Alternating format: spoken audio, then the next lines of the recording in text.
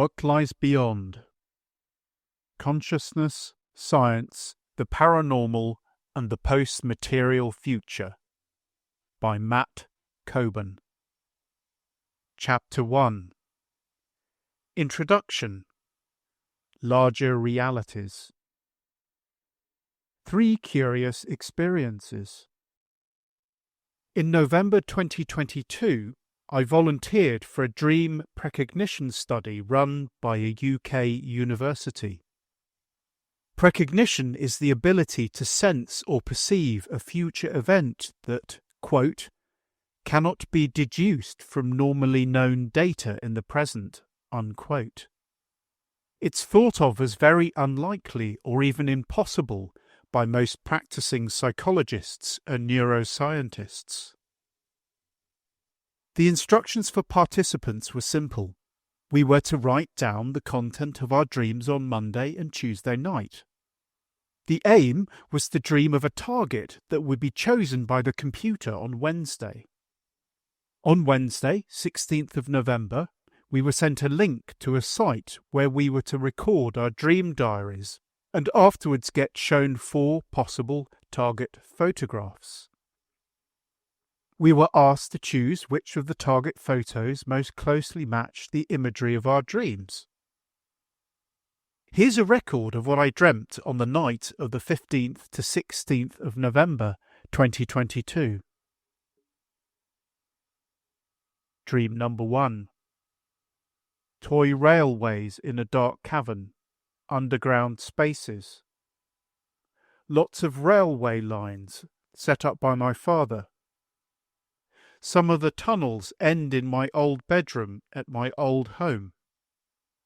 My father looking at books in the long orange-painted corridor outside my old room. He is looking for something. I am very sad, nostalgic. Dream number 2. Lots of white-painted corridors and rooms. A brother and a sister team who've written about prehistoric humans. I'm drawing pictures of prehistoric humans they don't like. Christmas Day in a huge beige room.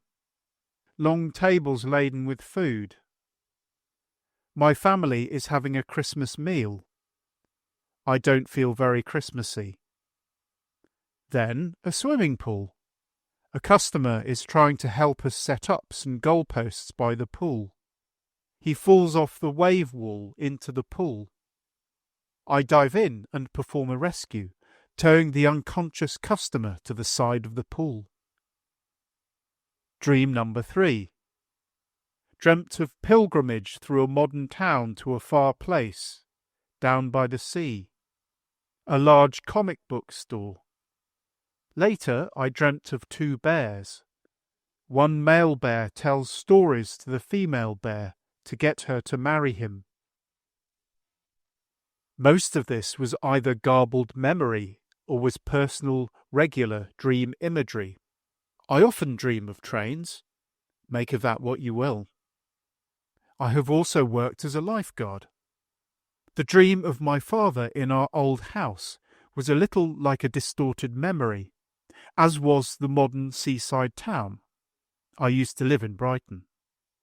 The final dream snapshot concerning 2 bears was unusual. The 4 possible target photos displayed on the website were accompanied by instructions to rank them in order of their resemblance to the imagery we'd already recorded. 3 of the 4 photographs had been randomly chosen by the computer. A 4th, placed in any order of viewing, was the target image. Of course, you could not know which was which from just looking at the 4 photographs alone. You had to guess. The idea was to run a number of these trials with many participants and pool the results. Then look for a deviation from chance in the accumulated data. If people were choosing target images by chance alone, then the researchers would expect to find that participants would choose the correct target 25%, or a quarter of the time. To find possible evidence for dream precognition, they'd need to find a statistically significant deviation from that chance percentage. Say 27% or 28% for a large study. The first 3 photos were a clock, a windsurfer on a cresting wave, and a crowd. The 4th image was a baby polar bear lying on top of its mother. This was the only image that seemed close to my dream imagery, so I ranked it on top. A week or so later, after I'd made the choice, I was sent a follow-up email. The target was indeed the polar bear photograph. The second experience happened a few months later, while I was trekking in the Khumbu region of the Himalayas. We were visiting the village of Thame in Nepal, a stone's throw from the Tibetan border. Thame is famous for being the long-term home of Sherpa Tenzing Norgay, who summited Everest in 1953 with Edmund Hillary. Overlooking the village is a Buddhist monastery, one of the oldest in the region and the host of the annual Mani Rimdu festival. On a sunny day in late March, we were led by our guide up the crooked path to the monastery. On the way, we paused beside a Buddhist shrine to look down a mountain pass fringed by snowy peaks. This pass was once part of an old trade route that led into Tibet. Further along, the path ran parallel to a mani wall, which is a lengthy stack of flat stones carved with Tibetan inscriptions of the prayer Om Mani Padme Hum. This prayer, the jewel in the lotus, was attributed to the Bodhisattva Avalokiteshvara, the embodiment of virtue and compassion. The monastery itself is of modest size and is built around a courtyard. We were told that the interior held several fankars, religious paintings on silk applique that were hundreds of years old. On the way to the courtyard, we passed a small annex building with an open door. A teenage boy dressed in monk's clothes was sitting in the annex, finishing his homework.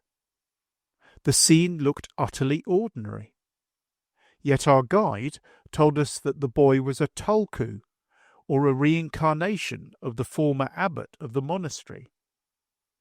The boy had been installed as the reincarnate Rinpoche at the age of 6 in a ceremony on the 30th of July 2015.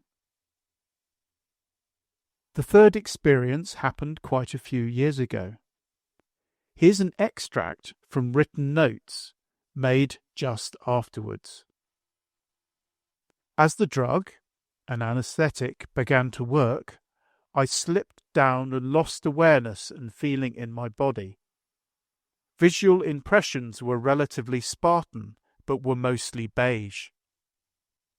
Had experience of white darkness at one point, and complex patterns in dark brown against white beige, very like the side decorations in Tibetan art. Reality felt gooey or made of ice cream mixed with syrup.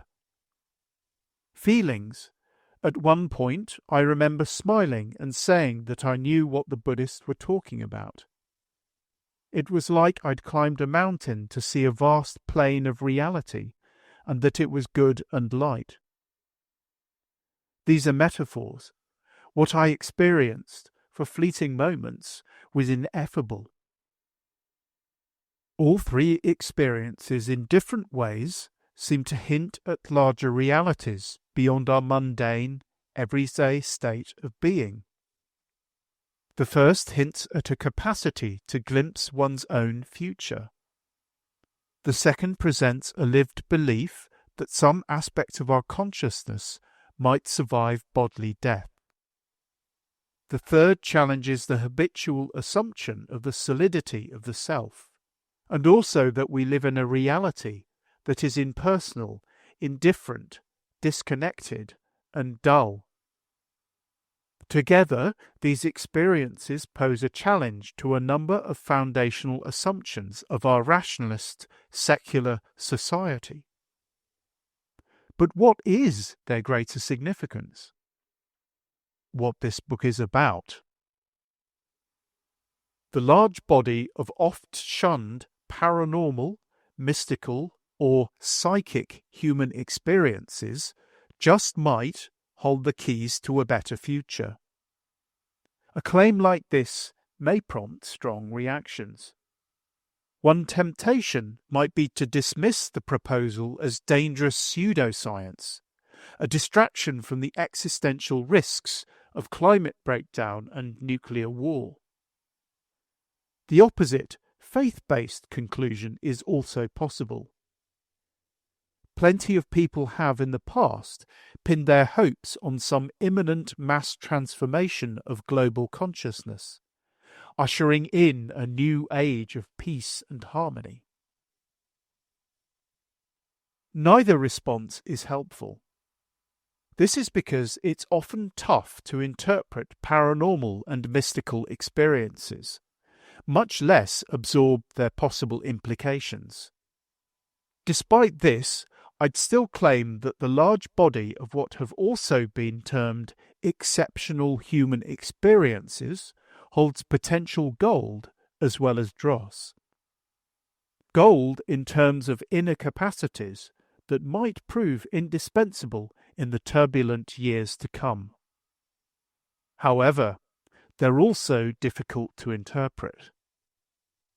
To return to the three examples that started the book, it's easy to think of rationalizations in order to dismiss them. Perhaps, for example, it was just a coincidence that I dreamt of bears. After all, I had a 1 in 4 chance of being able to select the target by chance alone. Also, what I dreamt and what the photograph showed were not identical. Perhaps I'm exhibiting a form of cognitive bias, looking for patterns that just aren't there. Confirmation bias, for example, a tendency to look for information which will confirm your already existing beliefs. As for the teenage Tulku, well, religious beliefs are religious beliefs. There seems to be little or no evidence demonstrating that the boy really is the old abbot reborn. It's just something that must be taken on faith. The reincarnation experience, from this perspective, is best seen as a social construction, a devoutly held belief, but hardly a scientific fact. However, this case does not stand alone. Across the world, a small but persistent minority of young children begin talking about past lives almost as soon as they can speak. In quite a few of these cases, they can provide accurate specifics of their previous name, home, and life. They also seem to exhibit behaviours and occasional talents associated with past lives. These cases cannot be so easily dismissed. The third experience is perhaps the easiest to rationalize. In fact, it could be taken as strong evidence that the sense of self is nothing but brain function, reliant upon a functioning body. Disrupt that function with a drug, and the sense of being in a stable body is disrupted too. And the strong feelings of significance only happened because the part of the brain that produces those feelings was somehow overstimulated by the drug. So if you wish, it's possible to dismiss these experiences rather quickly, and these mundane counter-explanations might be true, or partly true. With human beings, self-deception is always possible. But, for me, such interpretations are not totally satisfactory. For a start, why do we feel compelled to dismiss odd or anomalous experiences so quickly? Are we really being scientific, or is something else going on? I'm reminded of a quote from Nietzsche. Quote, "With the unknown, one is confronted with danger, discomfort, and worry. The first instinct is to abolish these painful sensations. First principle, any explanation is better than none." Unquote. With a mundane explanation, we can perhaps breathe a sigh of relief and get on with our day, our world picture unchallenged and unchanged. Such casual dismissals can't dispel a certain unease. This is because these experiences mark a kind of intellectual frontier. They sit on the edge of the acceptable. Speculating about possible brain malfunctions or cognitive biases is considered legitimate in mainstream psychology and neuroscience. Wondering whether I'd really glimpse the future, a higher reality, or a reincarnated person are not. It's worth thinking briefly about why that should be. One possible reason is that psychic experiences violate or apparently violate what the philosopher C.D. Broad called basic limiting principles. These are common sense principles that we tend to adopt not just in everyday life, but also in science. One limiting principle is the general principle of causation. It is impossible that, quote, "an event should begin to have any effects before it has happened," unquote. If always true, this rules out the possibility of precognitive dreams. The idea of reincarnation violates another limiting principle that's fundamental to modern neuroscience: that the mind is generated by physical processes in the brain. Broad also pointed to other limits on ways of acquiring knowledge that seem to rule out the possibility of psychic phenomena like telepathy, mind-to-mind communication, or clairvoyance, the mind or brain somehow gathering information from a distance without the use of the senses. These limiting principles are enough for many cognitive scientists, or scientists who study the mind, to dismiss the possibility of psychic phenomena outright. I've had colleagues assure me that we now know enough about the brain to be sure that such experiences are impossible. Maybe. Yet it's also possible to claim that the dominant culture in biology and neuroscience is shaped by a number of unquestioned background assumptions that govern how these sorts of experiences are judged. For example, the biologist Rupert Sheldrake has suggested that the worldview of scientific materialism is today dominated by what he calls 10 dogmas. Together, these dogmas support claims that reality can be understood entirely in material or physical terms. Sheldrake's 10 dogmas include the claim that reality is mechanical or machine-like, that matter is unconscious, that nature is purposeless, that memory can be understood as material processes that do not survive death, that minds are confined to heads and are nothing but brain activity, and that unexplained phenomena like telepathy are illusory. Are we just mechanisms? The first assumption, that reality is mechanical and that living things can be understood as machines, dominates contemporary biology and especially neuroscience. We will see that it significantly influences and likely limits mainstream neuroscience's attempts to understand consciousness. But it also shapes how living things as a whole are perceived. The tendency to view living things as machines has been increasingly pervasive since the philosopher René Descartes compared animals with clockwork automata in the 17th century. The clockwork comparison changed after the 20th century rise of electronic devices that could respond to their environment, and especially with the arrival of digital computers. Since the 1950s, the brain has often been thought of as processing information in a way that is comparable to an electronic computer.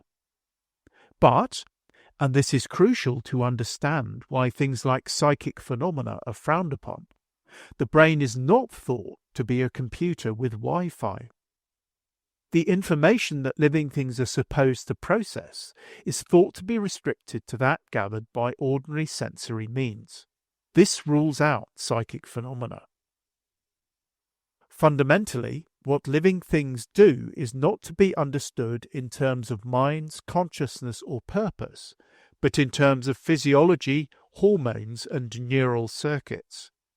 Cells, organs, and body systems are thought to work together in predictable ways like machines, and to produce predictable results. According to conventional biology and neuroscience, that's all there is to it. This mechanistic approach allows a significant understanding of much animal and human behavior. One example, the attraction of male moths to females. Male moths have antennae covered with hairs. These hairs contain smell receptors tuned to respond to pheromone molecules, special signaling chemicals. The pheromone molecule hits the receptor and stimulates it, triggering a signal down the nerve. The signal travels to a specialized part of the moth's brain. This part in turn sends nerve signals to the wing, so that the male flies upwind. In one YouTube video, a silkworm is placed in a Y-shaped glass tube. A stick soaked with pheromone is poked into one branch of the Y. The moth shivers and then scurries rapidly towards the hormone-laced stick. In another video, a researcher explains carefully how they worked out the connectome, or connections of nerve cells, governing these sorts of responses in moths. He also demonstrates a simulation that successfully mimics the functional activity of the connectome. So, from a certain point of view, a previously obscure response of the moth is reduced to inner wiring. Mystery is dissolved, and the robot within is revealed. From a hardline mechanistic perspective, living things are just robots, designed by evolution. Minds are just the output of machine-like processes. The philosopher Daniel Dennett, who died in 2024, claimed that evolution could be understood as an algorithm, a process or set of computational rules that engineers living things. In Dennett's scheme, mind and consciousness emerged gradually through a step-by-step accumulation of mechanisms that allow survival. At the lowest levels were, quote, impersonal, unreflective, mindless little scraps of molecular machinery, unquote. He also wrote, quote, of course our minds are our brains, and hence are ultimately just stupendously complex machines, unquote. What about consciousness? This strongly mechanistic perspective is powerfully advocated by some consciousness researchers. In a 2017 TED Talk, neuroscientist Anil Seth explains how consciousness was generated in our brains by, quote, the combined activity of many billions of neurons, each one a tiny biological machine, unquote. He goes on to explain how, at one time, people thought that life was more than just mechanism. But thanks to modern biology, quote, people no longer think that, unquote. So for life, there is now no need to posit the existence of an élan vital, or vital force. In the same way as neuroscience proceeds, quote, so as with life, so with consciousness. Once we start explaining its properties in terms of things happening inside brains and bodies, the apparently insoluble mystery of what consciousness is should start to fade away. At least that's the plan." Unquote. So for Seth, life and shortly consciousness will be understood in terms of exclusively mechanistic, material processes. This is why, in his book, he terms human beings beast machines. For Seth, subjective consciousness is an hallucination generated by the brain. The self, too, is to be understood as a brain-generated illusion. He bolsters these ideas with evidence from recent neuroimaging and other studies. In the book, he also dismisses alternative approaches to consciousness for two reasons.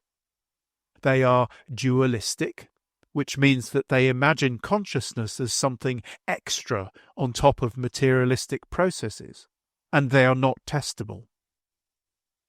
Superficially, Seth presents a strong, experimentally based case for human beings being beast machines. However, for me, his talk and his book raise a number of questions. First bullet point. The alternative non-materialist approaches to consciousness dismissed by Seth are responses to what is known as the mind-body problem. This problem is hundreds of years old and concerns the relationship between mind consciousness and the body. It is a lot harder than it looks. Is Seth right to dismiss it or alternative solutions completely? Second bullet point. Seth's claim that we'll eventually understand consciousness in mechanistic materialist terms in the same way that we now understand life relies on a popular story of scientific progress. This story concerns the decline of religion and superstition and the rise of science and reason. Part of this involves the blanket rejection of things like vital and psychic forces, and the ultimate triumph of a mechanistic understanding of life. But is this narrative true?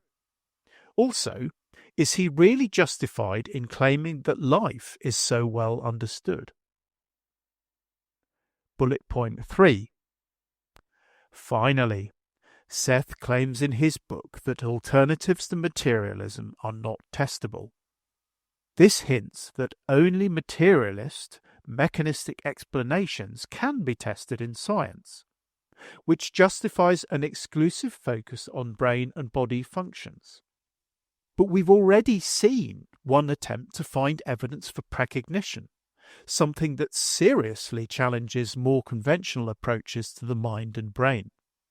Other kinds of exceptional human experiences can and have been investigated and tested. Is Seth right to dismiss the challenge of these experiences? The enchanted boundary. Ultimately, a purely mechanistic approach based on the assumptions of scientific materialism seems to me to result in a significantly impoverished view of human beings. One of the main reasons I think this is that, in order to make these sorts of claims, researchers like Seth and Dennett have to be very selective about the kinds of human experiences that they attend to. This is in part the outcome of training in science that restricts evidence to that found in the laboratory. It is far easier, for example, to test the brain correlations of vision than it is to discover whether we see the future, or whether reincarnation might be real, or even whether reality really is, quote, good and light, unquote. But one thing I want to make clear in this book is just how extensive anomalous or exceptional experiences really are. When these sorts of experiences do get acknowledged by mainstream neuroscience, they tend to get shrunk to fit inside conventional worldviews. This means that the parts of the experiences that seem difficult or impossible to explain in terms of brain function or conventional psychology tend to get ignored or sidelined. For example, there is currently a great deal of attention being given to psychedelic experiences. Psychedelic experiences have many very strange features, including claimed encounters with entities, experiences of apparent telepathy and clairvoyance, and full-blown mystical states. But these are generally interpreted as hallucinations, unusual brain functions, or even additional noise in the brain. One often gets the strong sense that there is a boundary of the acceptable splitting debates over anomalous and exceptional experiences. The parapsychologist Walter Franklin Prince called this the enchanted boundary. To get a sense of this boundary, it's worth reviewing the 2017 Breaking Convention debate between psychedelics researchers David Luke and Robin Carhart Harris. Luke is open to alternative approaches, has had entity experiences, and has also conducted research in parapsychology. Carhart Harris tends to stick to the conventional side of the boundary, and this shows in his responses to Luke. The enchanted boundary can shift somewhat over time. Out-of-body experiences, OBEs, or the sense of being out of your body and viewing yourself or distant events, were once also shunned, but are now part of mainstream research. However, on the whole, researchers seem only willing to consider the aspects of the experiences that do not seem to violate the dogmas of scientific materialism. So Seth discusses OBEs as part of his argument that the self is brain-generated. But he ignores potentially anomalous features of those experiences, such as reports that some people undergoing OBEs are able, on occasion, to perceive distant events accurately. Does any of this matter? One could claim that debates over fringe phenomena are only the concern of specialists. Yet the outcome of the broader disputes about consciousness surely matters a great deal for everyone. What disturbs me most about some of the predominant voices in current consciousness debates is the often implicit assumption that the only real way to understand human beings is in terms of what is ultimately a very crude world picture. The cultural critic Curtis White summarizes it in this way, that, quote, "We are not free. We are chemical expressions of our DNA and our neurons. We cannot will anything because our brains do our acting for us. We are like computers or systems, and so is nature." Unquote. This justifies the further insistence that, quote, "The answer to all of our human problems lies in the discovery of natural laws, or that submitting to a scientific perspective is a choiceless imperative." Unquote. As White claims, this is ideology or scientism and not science. Multiple crises. There's evidence that this predominant scientific worldview is causing significant problems for individuals and for society. The Galileo Commission report, released in 2019, pointed to multiple crises that seem to be directly or indirectly caused by an adherence to the hardline, mechanistic, materialist world picture. These include the replication crisis in science, the ecological crisis, and the crisis of the credibility of science. For many individuals and populations, we also face crises in meaning and health. I can illustrate the latter two crises with a personal example. For many years now, I've suffered from bouts of severe recurrent depression. This certainly has physical aspects. A bout often follows prolonged periods of sleeplessness and stress. I seem to have a sensitivity to stress that's no doubt mediated by my brain and nervous system. However, for me, the core of depression can best be described as a profound spiritual desolation. Often at these times I feel as if I were alone, utterly isolated in a bleak, grey landscape. Everything that I am doing feels purposeless, and the world seems drained of all meaning and is even at times actively hostile. It's as if I've been exiled to a dead, confining, damp, dull, grey, tomb-like place. For me, exiting this state means recovering a sense of meaning and aliveness in the world. Also, the recovery of a sense of deep connectedness. Accessing this means allowing space for myself, contact with nature, and practices like meditation. But the sense of meaning and connection is not something that I make up or invent. Nor is it something that conventional approaches to depression, like cognitive behavioral therapy, can even remotely touch. Such approaches at best alleviate the symptoms. For me, recovery is often like the recollection or rediscovery of something forgotten, a sort of gnosis. This shift in perception I can only call mystical. This flies in the face of another predominant assumption, that the universe is ultimately without purpose or meaning. It challenges claims like that made by the cosmologist Steven Weinberg that, quote, "The more the universe seems comprehensible, the more it also seems pointless," unquote, and that we live in an, quote, "overwhelmingly hostile universe," unquote. So, according to the worldview of strict scientific materialism, when I'm depressed, I'm seeing the world more accurately. And when I recover, I become more deluded. I'm sure I'm not the only one to sense that there is something significantly wrong with this picture.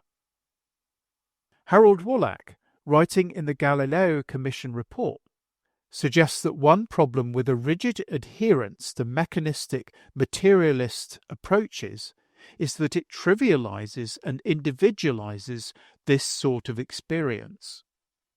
In a world that is inherently without purpose, meaning, or value, then such experiences can only ever be, quote, individual constructions, unquote.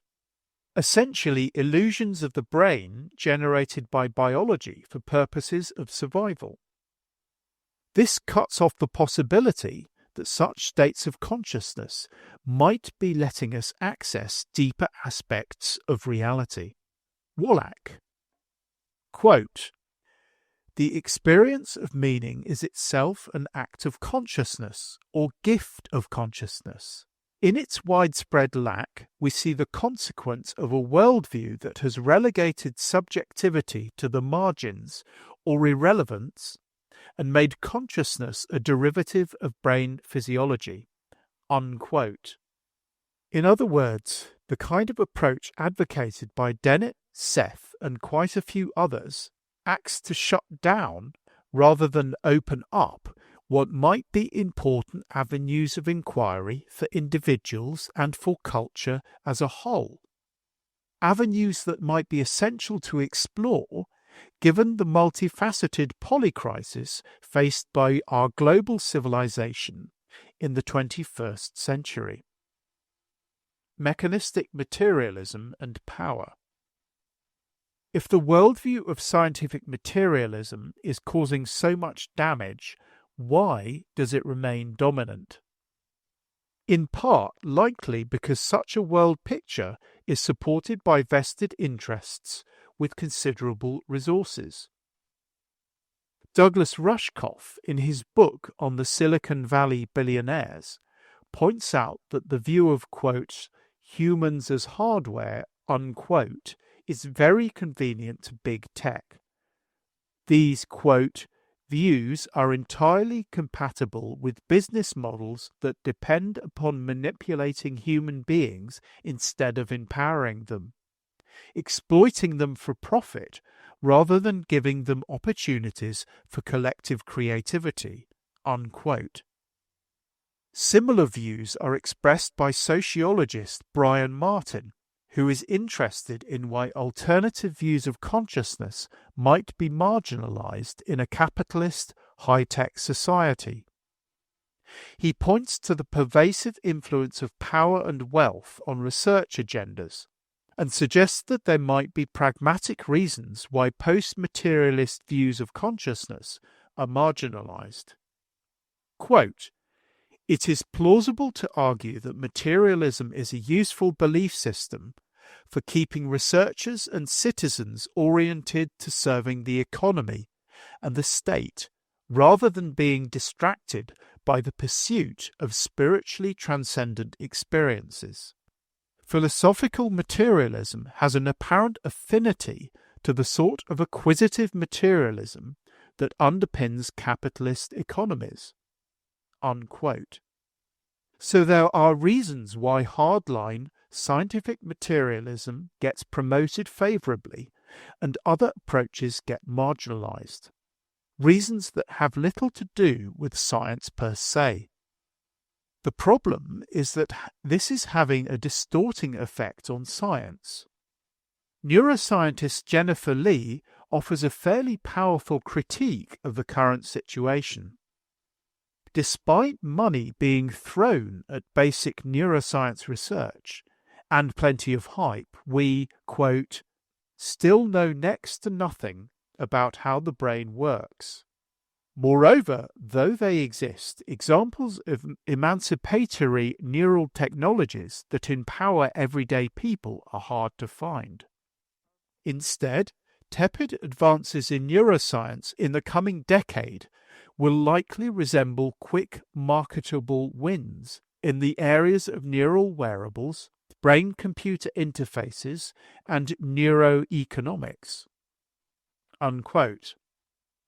This paints a fairly bleak picture of the immediate future, a picture that tends to be reinforced by the recent Davos session on the possibility of companies using mind-reading tech to spy on their employees' very thoughts.